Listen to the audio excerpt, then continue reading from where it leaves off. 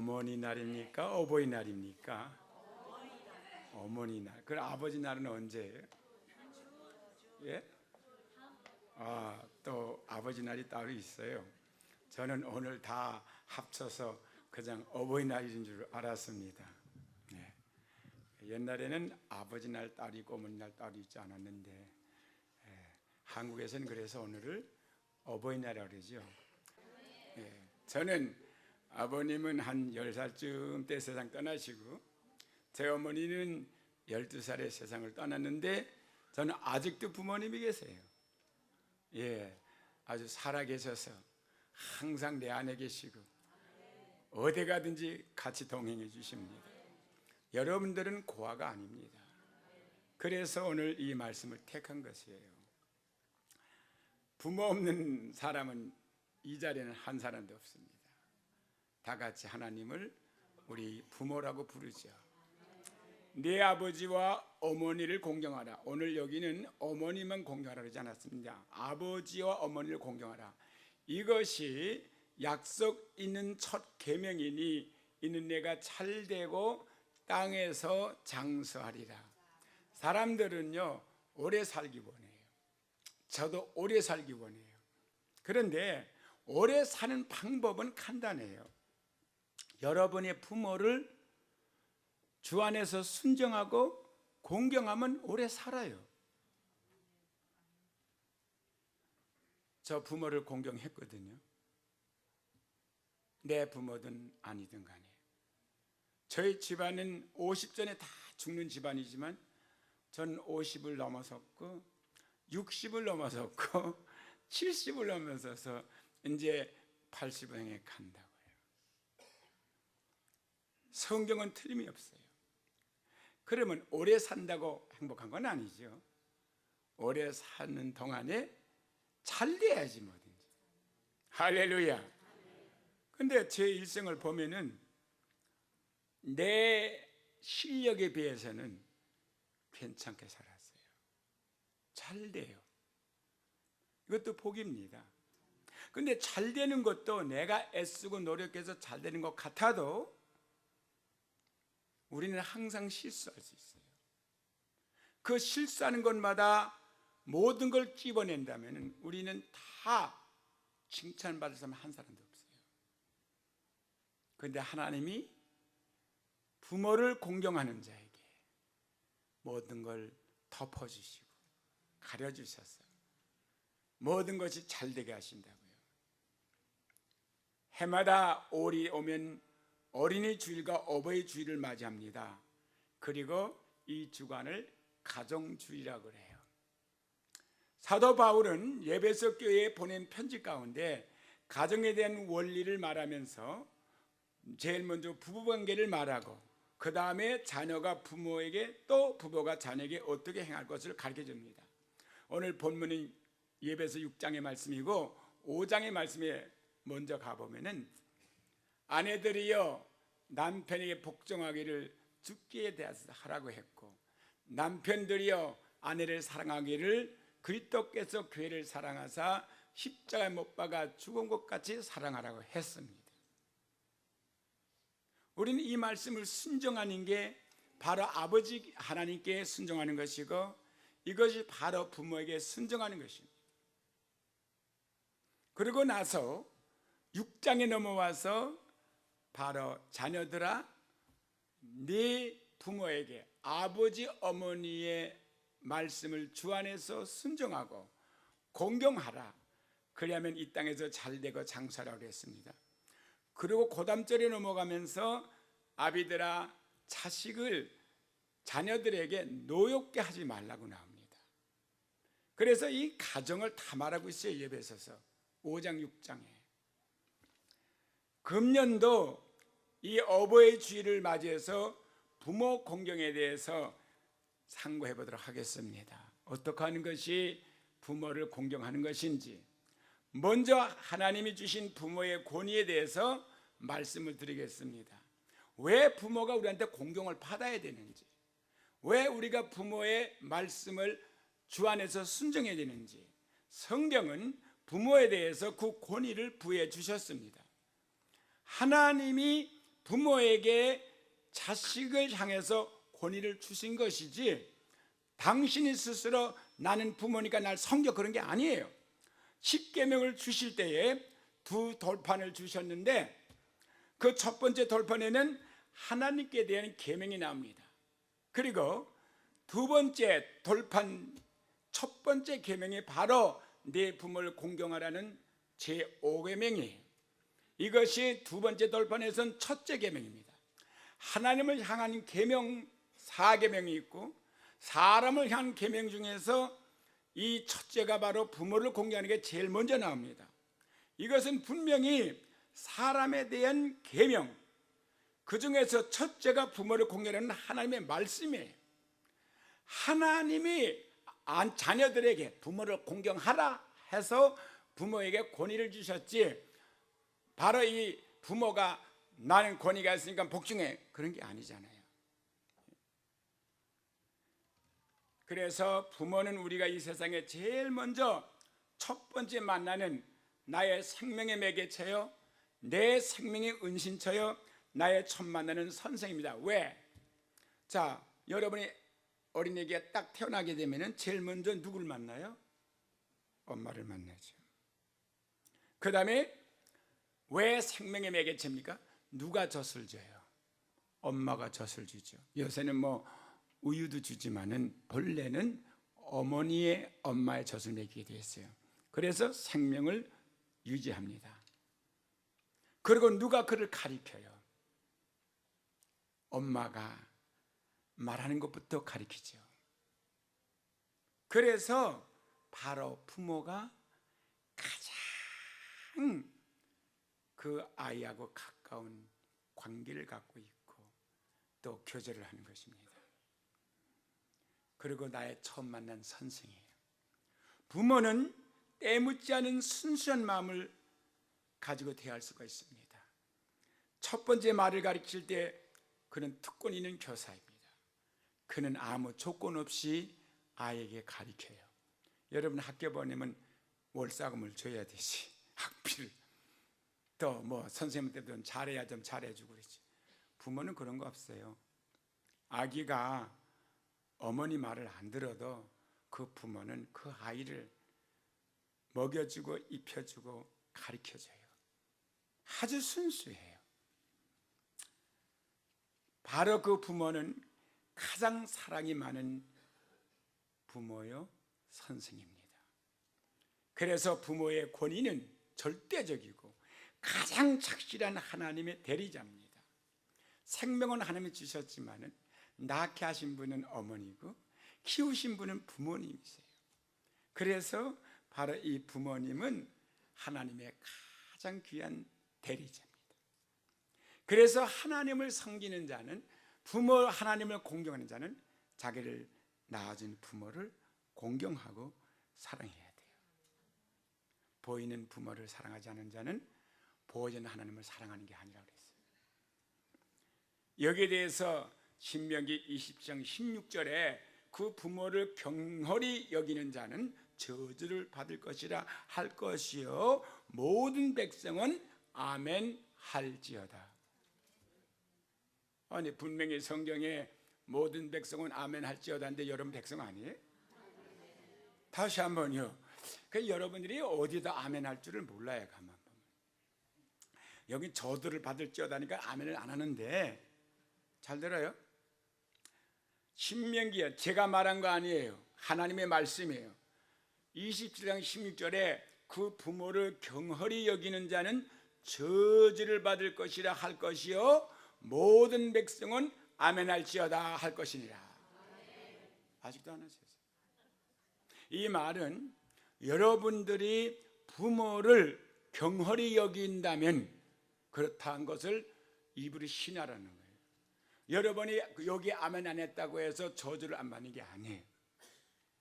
내가 부모를 경홀히 여기면 나한테 내 삶에 저주가 올 걸 깨닫고 아멘 함으로써 저주 받으라는 말이 아니라 부모를 공경해서 축복을 받으라는 뜻입니다. 이게 다시 한번요. 그 부모를 경홀히 여기는 자는 저주를 받을 것이라 할 것이요 모든 백성은 아멘 할지어다. 예. 힘드네요, 가르치기가.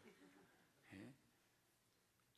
잠언서 30장 17절에 아비를 조롱하며 엄히 순종하기를 싫어하는 자의 눈은 골짜기 까마귀에게 쪼이고 독수리 새끼에게 먹힐 것이라 했습니다. 무슨 말입니까? 까마귀는요, 사람이 죽으면 그 송장에서 눈을 뽑아 먹습니다. 그러니까 이 말은 뭐냐면 아비를 조롱하고 어미를 순종하지 않으면은 골짜기에 까마귀가 눈을 쪼아 먹는다는 것은 죽어서 시체가 된다는 뜻이고, 독수리 새끼가 먹이라는 말은 무슨 뜻이냐면은 독수리가 사람을 잡아갈 수 있지만은, 아기를 잡아갈 수 있지만은 독수리 새끼가 날지도 못하는데, 그 말은 독수리가 차다가 죽여가지고 살을 찢어서 새끼가 먹여준다는 뜻이에요. 아주 현실적인 비참한 말을 해주고 있어요. 부모를 공경하지 않는 게 괜찮은 게 아닙니다. 출애굽기 21장 10절에 그 아비나 어미를 저주하는 자는 반드시 죽을지어다라고 했고, 신명기 21장 18절 21절에는 부모에게 불효하는 자 곧 방탕하고 술을 즐기는 자는 돌을 들어 쳐 죽이라고 했습니다. 부모를 공경해도 되고 안 해도 되는 게 아닙니다. 여러분이 이 땅에서 잘 되기 위해서는 부모에게 잘해야 돼요. 이러므로 첫째로 부모를 공경하는 마음을 가져야 돼요. 이 마음이 먼저예요. 나는 평생에 내가 이 땅에 사는 동안에 나를 낳아주신 부모를 공경해야 되겠다는 마음을 품고 살아야 돼요. 그럼 여기 계신 노인들은 난 부모가 돼서 떠나셨는데, 여러분 노인들도 여러분을 낳아주신 분이 계세요. 누굽니까? 하나님 아버지. 바로 그 아들을 영접하는 자는 하나님의 자녀가 되는 권세를 주었으니 이는 혈통으로 육정으로 사람의 뜻으로 나지 않고 하나님께로 난 자들이다. 여러분 아버지가 하나님이시라고, 어버이가 하나님이세요. 그러니까 그 하나님을 언제나 우리는 주 안에서 순종할 뿐만 아니라 공경을 해야 돼요. 자녀가 부모를 공경하는 것은 지극히 당연한 일입니다.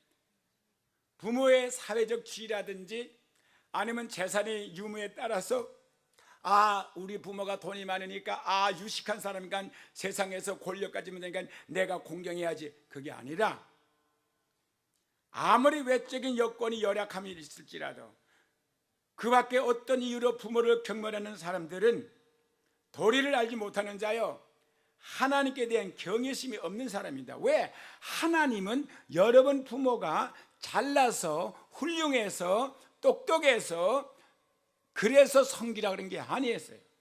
단지 하나, 여러분의 부모이기 때문에 공경하라고 하나님이 말씀하신 거예요.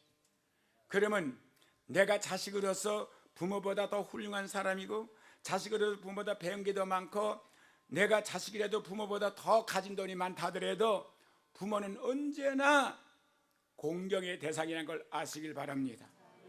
성경은 우리가 노인들 앞에서 취해야 할 바른 태도를 공경이라는 말로 표현을 했는데, 부모 공경은 두 가지로 요약이 돼요. 첫째, 높이는 태도입니다. 우리가 성경에 보게 되면은 예수님은 본래 하나님과 동등된 입장의 권위를 갖고 있었어요. 그는 하나님의 본체라고 그랬습니다. 그런데 동등됨을 여길 걸 여기지 아니하시고 스스로 낮아져서 사람의 몸을 쓰고 종으로 오셨다 그랬어요. 왜? 그래야 하나님을 높일 수가 있으니까. 여러분이 부모보다 높아지면 어떻게 부모를 공경하겠습니까? 부모보다 낮아져야죠. 그래서 예수님은 높은 자지만 스스로 낮아졌다 그랬어요. 그리고 죽기까지 복종하셨으니 어떻게 죽기까지 복종을 해요? 내가 부모보다 잘났는데. 그래서 우리는 주님을 높이려면, 우리 부모를 나보다 높이려면 내가 낮아지는 수밖에 없어요. 왜? 부모 자체가 더 높아질 수가 없으니까. 나이도 드셨고 그럼 내가 낮아지면 되잖아요. 그렇죠? 아무리 내가 국가의 대통령이라 하더라도 그 대통령은 사회에서, 국가에서 대통령이지 가정에 돌아가면 언제나 자기는 자식이고 부모가 있는 것이에요. 그 부모를, 그 대통령도 공경해야 돼요. 요즘 세대가 외적인 여건에 따라 사람의 가치가 그리고 인격을 평가하는 잘못된 모습 때문에 부모는 자녀들에게 있어서 무조건적인 공경의 대상이 된다는 사실을 우리는 외면합니다. 그러나 부모는 무조건 공경의 대상이에요. 설사 그들이 부모로서 책임을 다 완수하지 못하고 자녀들에게 많은 걸 주지 못했을지라도 성도들은 하나님 앞에서 자녀로서 책임에 대한 평가를 받게 되기 때문에 이에 충성하도록 힘써야 돼요. 그래야 이 다음에 하나님 앞에 갔을 때 여러분들은, 너희들은 부모를 어떻게 했느냐? 예, 부모요? 너희들은 나를 어떻게 했느냐? 하나님은 잘 섬겼죠. 그래? 보이는 부모를 섬기지 않은 자가 안 보이는 나를 어떻게 섬겼겠냐? 하나님 공경하십니까? 하나님 경외하십니까? 하나님 공경하십니까? 예. 하나님 공경하십니까?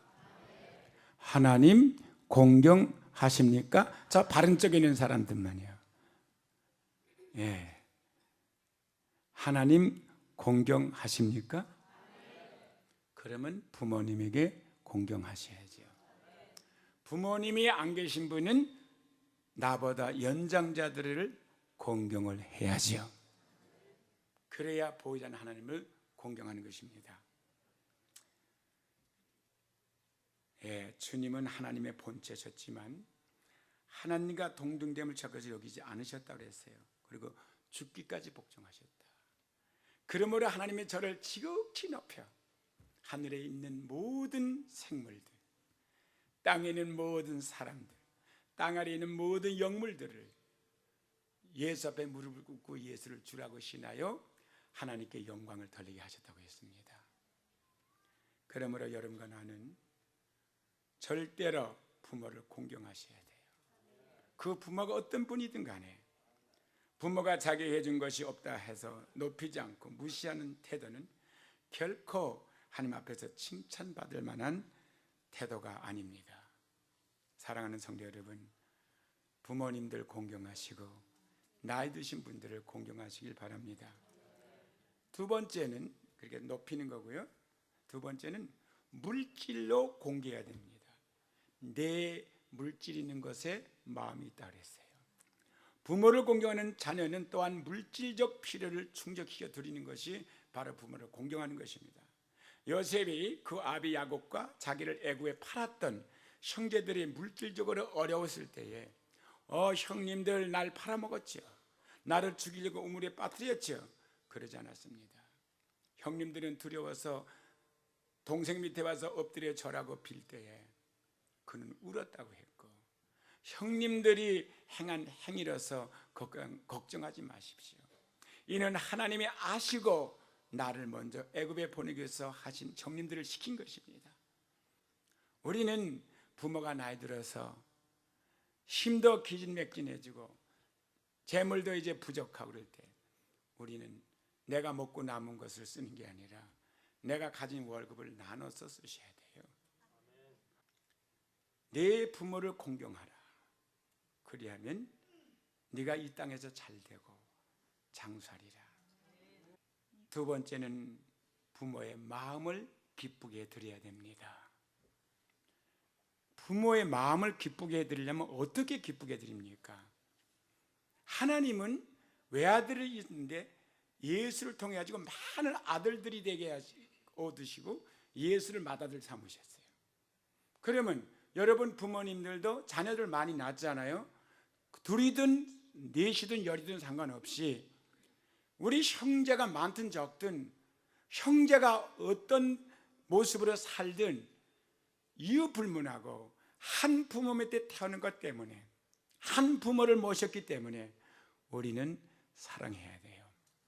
형제가 혹시 나를 너무 상처를 주고 고통을 줬을지라도 관용하는 마음, 너그러운 마음으로 용서해주고 사랑해야 돼요. 그때 부모는 기쁨이 있는 거예요. 아무리 여러분들이 물질로 공경한다 해도 형제간의 사랑을 식어지고 의가 없고 서로 사랑하지 못하면 그 부모님은 1억 천금을 갖다 준다고 해도 기쁨을 잃어버립니다. 그러므로 형제들이 싸우고 다투는 모습을 보이는 것은 부모들을 질식시키는 거예요. 숨이 막히게 하는 거예요. 우리는 다 형제예요. 여러분 형제 아닙니까? 아버지가 한 분밖에 안 계신데 아께는 뭐 아버지 어머니 없다고 일어났으니까 몰라서 그런 거고 우린 다 한 아버지예요. 하나님 우리 아버지라고요. 하나님이 여러분의 아버지시고요. 그러면 어떻게 형제인데 그분이 나를 힘들게 했다고 해서 그분을 왜 만날 수 있어요? 너그러운 마음으로 용서해주고 사랑해줘야죠. 아멘. 두 번째, 자기 역할에 충실할 때 부모님을 기쁘시게 하는 겁니다. 그러니까 여러분과 나는 각기 자기 위치에서 충성된 자가 되어야 됩니다. 세 번째, 부모를 기쁘게 해드리려면 먼저 그 나라와 그 의를 구해야 돼요. 적어도 은혜 받은 부모님이라면 자식이 아무리 세상에서 잘 되는 것보다 먼저 하나님을 잘 섬기고 하나님의 인정받는 사람이 되길 바랍니다.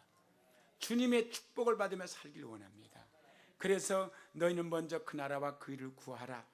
너희는 마음을 다하고 성품을 다하고 힘을 다해서 하나님을 사랑하라. 여러분이 하나님을 사랑할 때 여러분의 믿음의 부모들을 기쁘게 하는 거예요. 이제 세 번째, 하나님의 인정받는 일꾼이 되어야 됩니다. 어쨌든 어머니 모니카가 16년 동안 기도했습니다. 아들을 위해서. 아들이 방탕한 생활에서 세상에서 훌륭한 사람 되라고 기도한 거 아닙니다. 모니카가 16년 기도한 것은 하나님이 인정받는 일꾼 되게 해달라고 기도한 겁니다. 아들을 위해서. 하나님 보세요. 하나님을 경외하는 부모들은 자기 자녀들이 하나님의 인정받는 일꾼이 되기를 원하기 때문에 우리 모두가 이같이 되도록 힘써야 돼요. 하나님께 인정받는 일꾼이 되려면 첫째, 성령 충만해야 돼요. 왜? 예배서 5장 18절에 술 취하지 말라, 이는 방탕한 것이니 너희는 성령에 충만한 자가 되라 그랬습니다. 뿐만 아니라 빌립보서 보게 되면 3장 3절에 이런 말이 있죠. 자기 육체를 신뢰하지 아니하고 성령으로 봉사하는 자가 참 그리스도인이라 그랬어요. 내가 타고난 재능과 내가 연만 기술 가지고 능력 가지고 봉사하는 게 아니라 하나님이 성령으로 인해서 주어진 권능으로 일을 하라는 거예요. 그래서 오직 성령에게 임하시면 권능을 받고 예루살렘과 유다와 사마리아 땅까지 내 증인되리라. 특별히 우리 교회는 우리 사역자들 또는 앞으로 사역자가 될 사람들, 여러분 정신 차려야 돼요. 저는 담임 목사라서 뭘 본지 아십니까? 그들이 열심히 하는 것도 중요하지만은 얼마나 제단에 나와 기도하는가 이걸 봅니다. 저는. 그리고 미래를, 그 사람의 미래를 저는 바라봐요. 자나깨나 쉬지 않고 기도하는 사람은 언젠가는 하나님이 쓰십니다.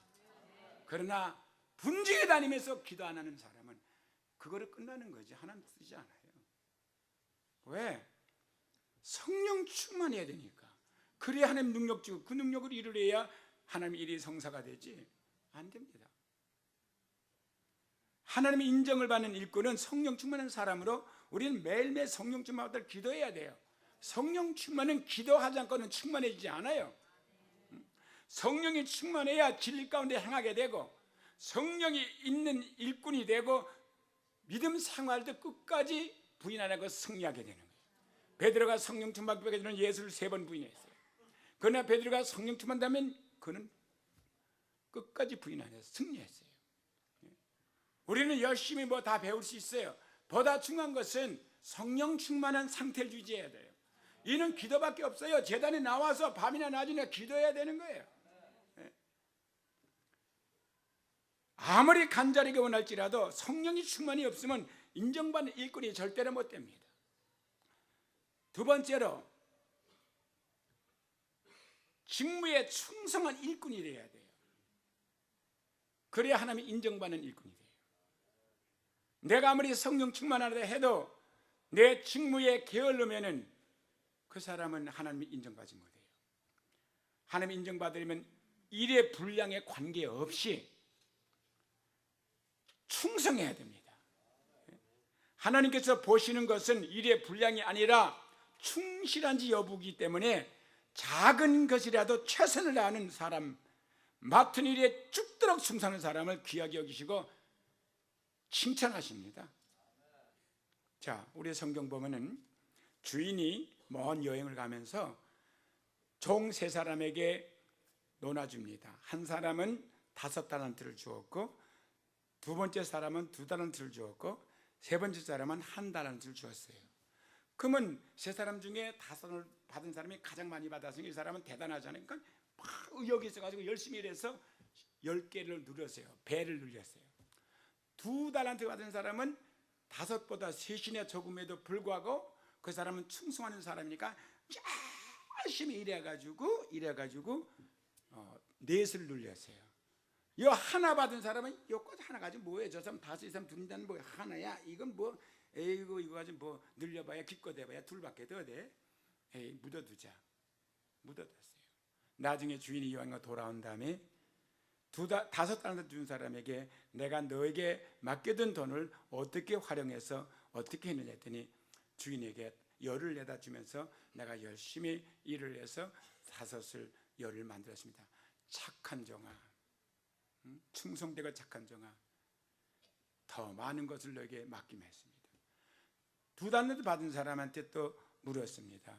내가 2달란트 몇 개가 안 된다는 어떻게 했냐 했더니 주인이 2달란트 준 거를 열심히 일해가지고 4을 눌렸습니다. 그래, 착하고 충성된 종아, 절대로 10을 만든 자하고 4을 만든 자 차별하지 않았습니다. 하나님은 똑같이 대해줬습니다. 적은 일에 충성했기 때문에.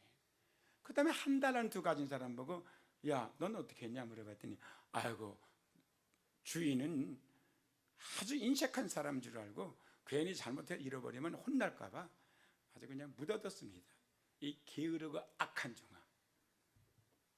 그러고는 그걸 뺏어다가 있는 자에게 주었어요. 이것이 바로 하나님의 심중이에요. 여러분들은 나에게 크게 맡긴 게 없다고 여러분 그냥 되는 대로 그냥 내버려 둡니까? 우린 적은 일에 충성해야 돼요. 저는 가끔 가다가 새벽 그때가 몇 시인가 한 3시 반인가 몇 시 들어올 4시인가 때 들어올 때가 있고요. 어떤 때는 밤 한 10시 11시 반 이렇게 되시면 이 안에 소리가 나요. 딱 그 사람 소리예요. 아버지! 하면 팍 방언하거나 그 소리 나는 거예요. 그러면 오밤중에 11시 몇 분이 말 때 듣고 소리가 나고 또 어쩌다 집에 좀 자고 새벽에 3시 반에 나와도 또 소리가 나는 거야. 그 사람 소리야. 제가 뭘 생각하는 줄 아십니까? 그래, 밤낮 부르짖는 사람은 하나님이 응답하지 않겠는가? 지금은 저 사람이 어렵고 힘들어도 인내하고 끝까지 하나님을 찾는 자에게 하나님께서 큰 것을 언젠가는 맡길 것이다. 저 그걸 항상 품고 있어요. 그 사람이 무슨 일을 많이 하고 그거 보는 거 아니에요. 제가 아무것도 맡긴 것도 없어요. 직분도 안 줬어요. 그러나 그는 쉬지 않고 기도를 해요. 기도하는 사람 하나님 절대로 그냥 두지 않습니다. 채워주시지. 기도하셔야 돼. 앞으로 10년 후에 두고 보십시오. 그 사람 크게 쓰실까 안 쓰실까? 10년 지나봐야 다 드러나요. 기도하는 사람.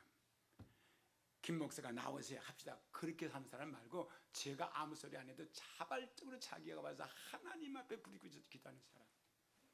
그 하나님을 신뢰하는 자, 믿는 자는 하나님은 절대로 실망시키지 않습니다. 충성은 재능이나 그 밖에 다른 모든 외적 여건보다도 귀하고 중요한 것이에요. 적은 일에 충성해야 돼. 기도에 충성해야 돼. 말씀 보는데 충성해야 되고 부모에게 효대해야 한다는 것은 우리 모두가 잘 알고 있는 사실임에도 오늘날 효의 사상이 퇴색되어 가고 노인 문제가 심각해지는데 교회들이 책임을 져야 돼요. 왜? 교회에서부터 이루어지지 않기 때문에. 이제 어버이 주일을 지키는 우리는 성경에 명하는 자녀상을 올바르게 가지고 부모에게 공경하는 자, 주 안에서 하나님의 말씀에 순종하는 자 되시길 주의 이름으로 축원합니다. 자, 정리합니다. 첫째, 부모를 공경하는 마음을 가지라고 했습니다. 부모 공경을 두 가지로 요약했습니다. 부모를 나보다 높여야 되고 물질로 공개해야 된다고 했습니다. 두 번째가 부모의 마음을 기쁘게 드려야 한다고 했는데, 부모의 마음을 기쁘게 드리려면 첫째, 형제간에 우애해야 되고, 두 번째, 자기 역할에 충실해야 된다고 했습니다. 세 번째, 하나님의 인정받는 일꾼이 되어야 한다고 했는데, 하나님께 인정받는 일꾼이 되려면 첫째, 성령 충만해야 되고, 두 번째, 직무에 충실해야 된다고 말씀드렸습니다. 나는 여러분들이 그냥 부모 공경하라고 해서 간단한 게 아닙니다. 이 6가지가 여러분들이 갖출 때, 그리고 이행할 때 그게 부모를 공경하는 것입니다. 다 같이 기도드리겠습니다.